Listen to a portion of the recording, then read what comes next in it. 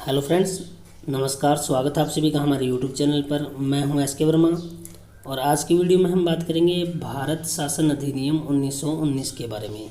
तो चलिए स्टार्ट करते हैं।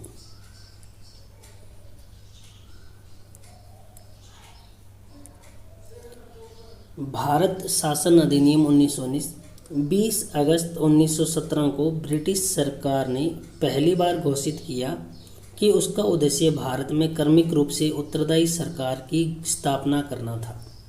देखिए, उत्तरदायी सरकार का मतलब ये कहना चाहता है कि घोषणा ने स्थापित किया कि ब्रिटिश शासक की सरकार की नीति प्रशासन की प्रत्येक शाखा में, देखिए प्रशासन भारत के अंदर प्रशासन की जो प्रत्येक शाखा हो, कोई मर्जी शाखा है, उसके अंदर क्या किया जाए, भारतीयों की भागीदारी बढ़ाने और स्वशासन संस्थाओं का क्रमिक विकास करने की थी, ताकि ब्रिटिश साम्राज्य के आंतरिक भाग के रूप में भारत उत्तरदायी सरकार की प्रगतिशील प्राप्ति की जा सके।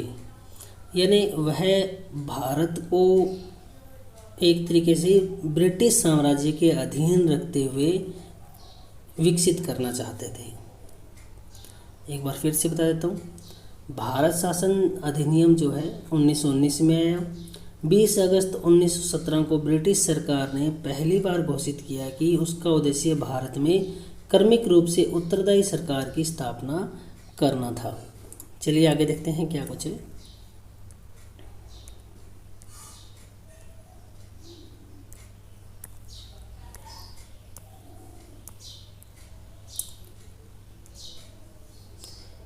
क्रमिक रूप से 1919 में भारत शासन अधिनियम बनाया गया, जो 1921 में लागू हुआ। इस कानून को मॉन्टेग्यू चेम्सफोर्ड सुधार कहा जाता है। मॉन्टेग्यू भारत के राज्य सचिव थे, जबकि चेम्सफोर्ड भारत के वायसराय थे। देखिए,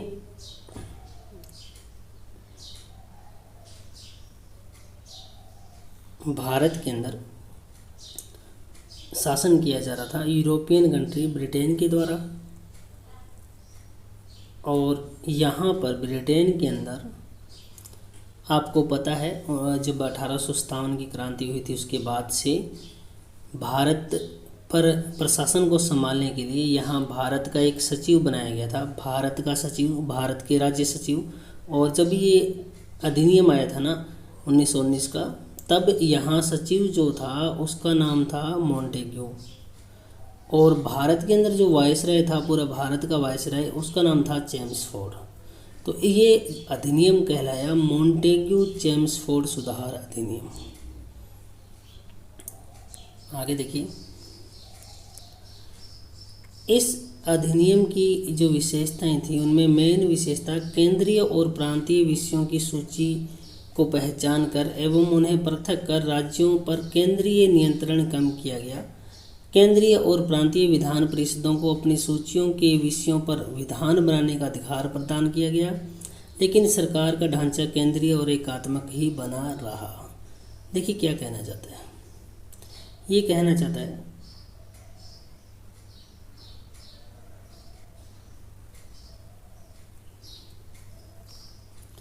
यहाँ जैसे पश्चिम बंगाल है, ये केंद्रीय यहाँ विधानसभा होगी, विधान परिषद होगी।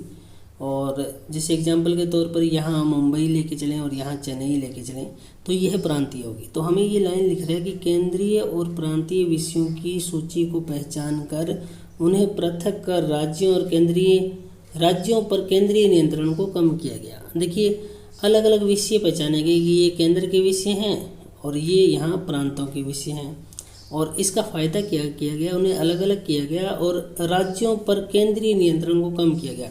पहले यहाँ से केंद्र से इन राज्यों पर नियंत्रण जाता था और उसको क्या किया गया, एक तरीके से कम किया गया। और इसके बाद में क्या कहना चाहता है,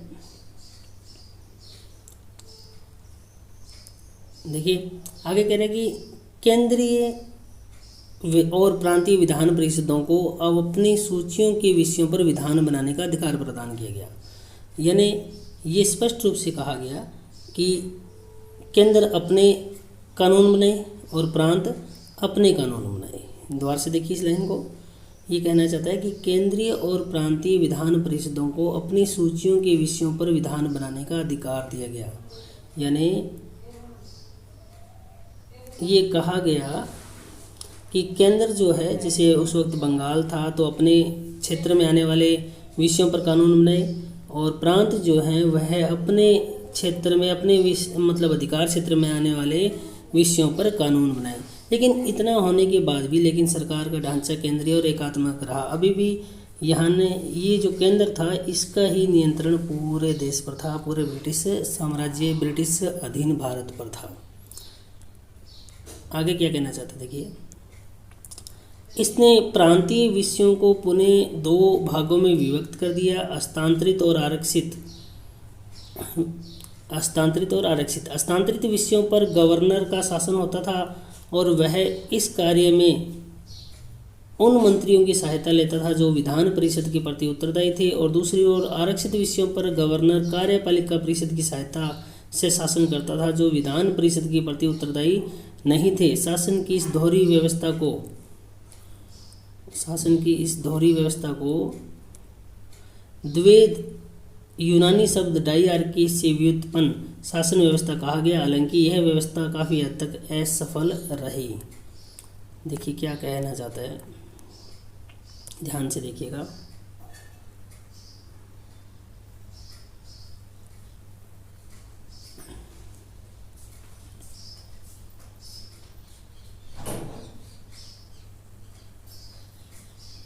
भारत के अंदर ये कहना चाहता है कि इसने प्रांतीय विषयों को दो भागों में विभक्त कर दिया। मान लो ये प्रांतों के विषय थे, उन्हें दो भागों में डिवाइड कर दिया।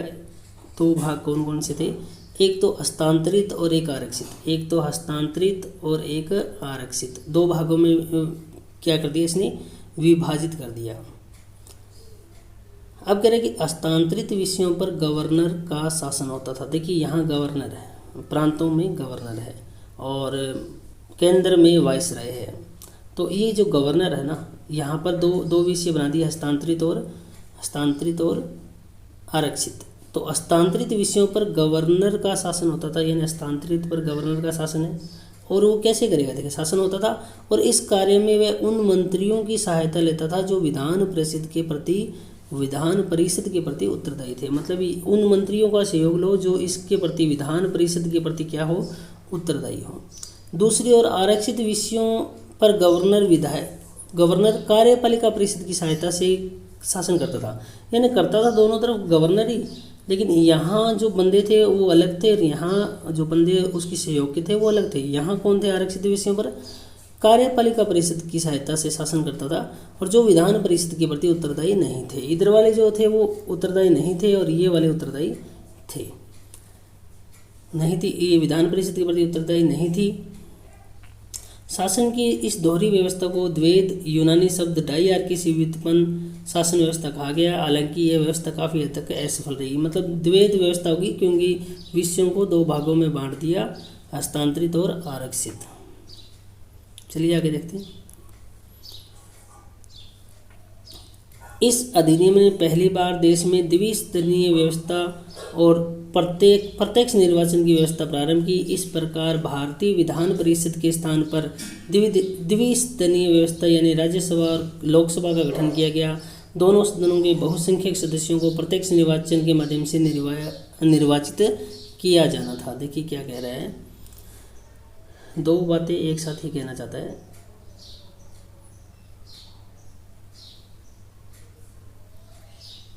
भारत के अंदर कह रहे कि यहाँ जैसे बंगाल से शासन हो रहा था, केंद्र ये है। इस अधिनियम ने पहली बार देश में द्विसदनीय व्यवस्था प्रारंभ की, यानी यहाँ पर जो संसद थी वह डबल सदन बना दी। जैसे आज दिल्ली में है, एक राज्यसभा बना दिया और एक लोकसभा, और डायरेक्ट निर्वाचन शुरू हुआ, प्रत्यक्ष निर्वाचन की व्यवस्था प्रारंभ हुई। इस प्रकार भारतीय विधान परिषद के स्थान पर द्विसदनीय व्यवस्था यानी राज्यसभा लोकसभा का गठन कर दिया गया और दोनों सदनों के बहुसंख्यक सदस्यों का प्रत्यक्ष निर्वाचन के माध्यम से निर्वाचित किया जाता था। मतलब लोकसभा और राज्यसभा में प्रत्यक्ष निर्वाचन शुरू किया गया, जो अभी तक क्या था, अप्रत्यक्ष रूप से होता था। आगे कहना चाहते हैं, इसके अनुसार वायसराय की कार्यकारी परिषद में 6 सदस्यों में से कमांडर इन चीफ को छोड़कर 3 सदस्यों का भारतीय होना जरूरी था। यानी यहाँ आप ये देख सकते हो कि यहाँ बंगाल से पूरा वायसराय हैंडल कर रहा था कंप्लीट भारत को। तो वायसराय की जो कार्यकारी परिषद है ना, उसमें 6 सदस्यों में से कमांडर इन चीफ को छोड़ दो, बाकी 3 का क्या होना जरूरी है, भारतीय होना जरूरी है। एक तरीके से शासन धीरे धीरे भारतीयों को सौंपा जा रहा है।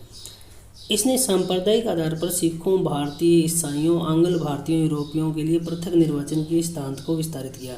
देखिए, इससे पहले 1909 का आया था, उसने मुसलमानों को पृथक दिया था निर्वाचन का अधिकार, और इसने सभी को बांट दिया।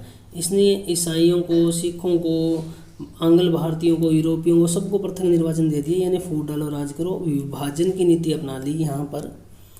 इस कानून ने संपत्ति, कर, शिक्षा के आधार पर सीमित संख्या में लोगों को मताधिकार प्रदान किया। इस कानून ने लंदन में भारत के उच्चायुक्त के कार्यालय का सृजन किया। अब तक भारत सचिव द्वारा किए जा रहे कुछ कार्यों को उच्चायुक्त को स्थानांतरित कर दिया। देखिए, हमने कई बार पढ़ा है कि यहाँ ब्रिटेन के अंदर भारत का प्रशासन संभालने के लिए एक पोस्ट बनाई गई थी, भारत का राज्य सचिव। अब क्या बना दिया, भारत का उच्चायुक्त का कार्यालय बना दिया, भारत का उच्चायुक्त।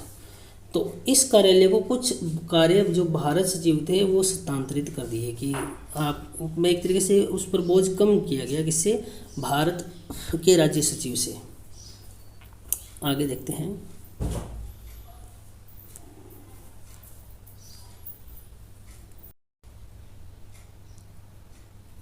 देखिए, इसने एक लोक सेवा आयोग का गठन किया। अतः 1926 में सिविल सेवकों की भर्ती के लिए केंद्रीय लोक सेवा आयोग का गठन किया गया। और ये आपको बता देते हैं, केंद्रीय लोक सेवा आयोग है ना, जो ली आयोग की सिफारिशों पर बना था 1923-24 में ये सिफारिशें की गई थी, ली आयोग की सिफारिशें थी। चलिए आगे देखते हैं। इसने पहली बार केंद्रीय बजट को राज्यों के बजट से अलग कर दिया। राज्य विधानसभाओं को अपना बजट स्वयं बनाने के लिए अधिकृत किए। ये प्रश्न काफ़ी बार पूछा जाता है।